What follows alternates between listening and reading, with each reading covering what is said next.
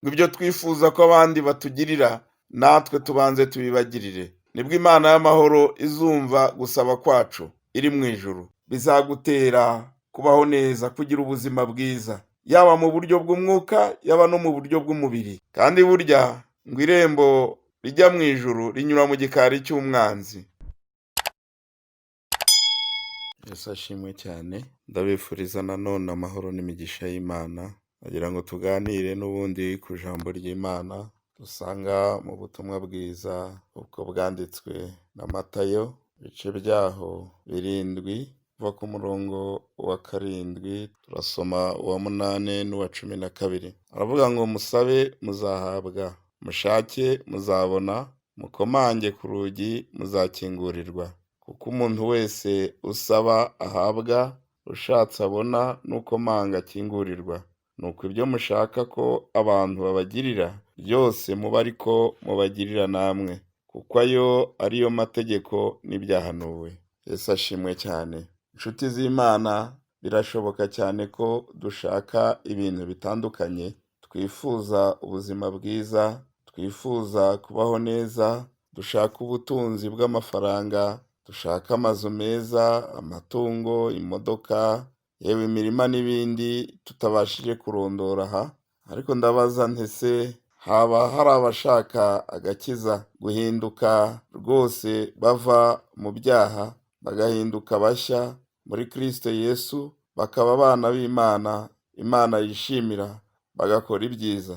Bibiliya ivuga ko dusaba ntiduhabwe kuko dusaba nabi, bivuga ko dusaba n'ibyaha. Birakwiye ko mbere yo gusaba Imana tubanza kwihana ibyaha byacu, dusaba imbabazi ku byaha byacu n'amakosa twakoreye abandi, dusaba imbabazi kubo tuvuga nabi, abo duhora dusebya tubaziza ubusa. Tubanze twihane umutima w'uburyarya, nibwo Imana izumva gusaba kwacu, maze nidukomanga urugi dukingurirwe, n'ibyo dushaka byose tubihabwe. Dusomye ijambo ry'Imana mu butumwa bwiza uko bwanditswe na Matayo, ibice 6 n'umurongo wa 33, aravuga ngo nuko mubanze mushaka ubwami bw'Imana no gukiranuka kwayo, ibindi byose muzabyongererwa. Haleluya. Imana irashaka ko tuyizera, irashaka ko tuyiringira gusumbya ibindi byose mu buzima bwacu, ngo tubone guhirwa, tubone ubugingo bw'ubu n'ubw'iteka ryose. Hari kandi ibisubizo ku byo dushaka Imana yashyize mu bantu. Hari ibyo dufite dukwiriye gutanga, cyangwa se dukwiye gushora nk'igishoro twiteze kunguka, ngo tubone ibyo twifuza. Niba ushaka amahoro, nawe yatange. Ijambo ry'Imana ko ryanditswe mu rwandiko Pawulo yandikiye Abaroma, ibice 12 n'umurongo wa 18, aravuga ngo niba bishoboka ku ruhande rwawe, ubane n'abantu bose amahoro. Niba ushaka urukundo nyakuri, kunda abandi, urukundo rudashingiye ku nyungu.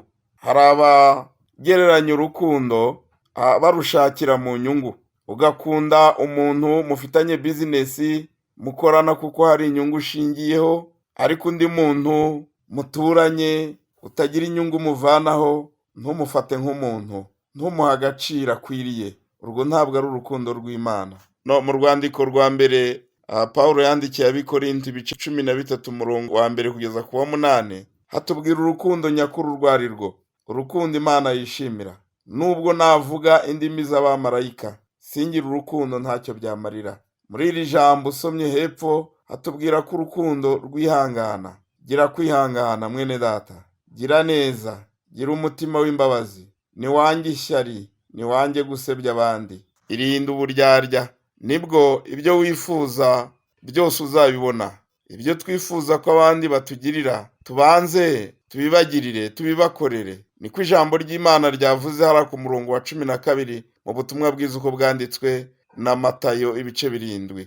Ngo ibyo twifuza ko abandi batugirira natwe tubanze tubibagirire. Nibwo Imana y'amahoro izumva gusaba kwacu iri mu ijuru. Niba twifuza ko badukunda, natwe nitubakunde. Niba twifuza yuko batwishimira, natwe reka tubishimire. Niwishimira mwene so, nawe azakwishimira. tubifurize ibyiza, tubasabire imigisha, natwe tuzayibona. Imana yagiye iturema mu buryo budasanzwe. Hari ibyo dusaba Imana, nyamara Imana yarashyize ibisubizo muri twe mu bantu. Yesaya ibice 3:10 haravuga ngo umukiranutsi azatungwa n'imirimo y'amaboko ye. Abantu basaba ibintu bashaka bitandukanye, nyamara bakiyibagiza yuko Imana yashyize ibisubizo muri bo. Imana irashaka ko dukora cyane, kandi tugakorana n'abandi tubaha agaciro, tukitanga cyane. Imana yaduhaye ubwenge, yaduhaye imbaraga z'umubiri zitandukanye, iduha ubuzima buzira umuze. Niba tutarwaye turakwiriye gukora, kandi ibyo bikaba ari mu nyungu zacu ndetse n'abandi. Umukiranutsi rero ntagomba kuba umunyabute, ntagomba gushyira amaboko mu mufuka. Arakwiriye gusenga kandi agakora. Ku ijambo ry'Imana rivuga ngo umukiranutsi azatungwa n'imirimo y'amaboko ye. Bene data, ibyo tubiba nibyo tuzasarura, niko ijambo ry'Imana rivuga. Ibyo ukora nibyo biduhesha umugisha, nimba ari byiza, nimba ari bibi bizaguhesha umuvumo. Ndabasabira kugira ngo Imana idushoboze twese gukora neza, dushishikarira kubana n'abandi neza, kandi burya ngo irembo rijya mu ijuru rinyura mu gikari cy'umwanzi. Ugifite abo wita abanzi, nubwo waba usenga ubifatanya no gusenga, ariko ijambo ry'Imana rakubwira muri gitondo nutihana ngo wiyunge n'abo wita abanzi bawe, ngo bababarire bivuye ku mutima, nta juru ujyamo, ahubwo uritegurira kurimbuka. Ihane maze ubone ubugingo bw'iteka ryose muri Kristo Yesu. Turongera gusoma ijambo ry'Imana dusanga mu gitabo cy'Imigani ibice 3. Hari amagambo meza cyane. Ibice 3 kuva ku murongo wa 3 haravuga ngo imbabazi n'umurava bye kukuvaho, ubyambare mu ijosi, ubyandike ku nkingi z'umutima wawe. Nibwo uzagira umugisha n'ubwenge nyakuri mu maso y'Imana n'abantu. Wiringire Uwiteka n'umutima wawe wose, we kwishingikiriza ku buhanga bwawe. Uhore umwemera mu migendere yawe yose, nawe azajya akuyobora inzira unyuramo. Ntiwishime ubwenge bwawe, ujye wubaha Uwiteka kandi uve mu byaha. Bizatera umubiri wawe kuba mutaraga, ukagira imisokoro mu magufa yawe. Wubahishe Uwiteka ubutunzi bwawe n'umuganura w'ibyo wunguka. Nibwo ibigega byawe bizuzuzwa, kandi imivure yawe igasendera imitobe. Mana ishimwe cyane. Bene data, burya kwitandukanya n'ibyaha ibyo ari byo byose, yaba mu byo waba ugambiriye mu mutima imbere yawe utarabisohora, yaba kwirinda ibyakwanduza ubugingo bwawe, ubuzima bwawe, bizagutera kubaho neza, kugira ubuzima bwiza, yaba mu buryo bw'umwuka, yaba no mu buryo bw'umubiri. Burya abantu bakora ibyaha bariyanduza, haba mu buryo bw'umubiri no mu buryo bw'umwuka. Ariko niba ushaka kugira ubuzima bwiza, itandukanye n'ibyaha, niho Imana y'amahoro izaguha ubugingo buzima. Haleluya. Aha muri iri jambo ndongera kugaruka yuko Imana idusaba kubahisha Uwiteka ubutunzi bwacu. Haleluya. Ibyo Imana yaduhaye byose dukwiriye kubishimira. Hari umukongomani umwe wantangaje cyane, arimo yigisha niba Imana iguhaye amadolari 1000, ngo wari ukwiriye kumenya yuko amadolari 900 ari ayawe, ariko amadolari 100 ari ay'Imana.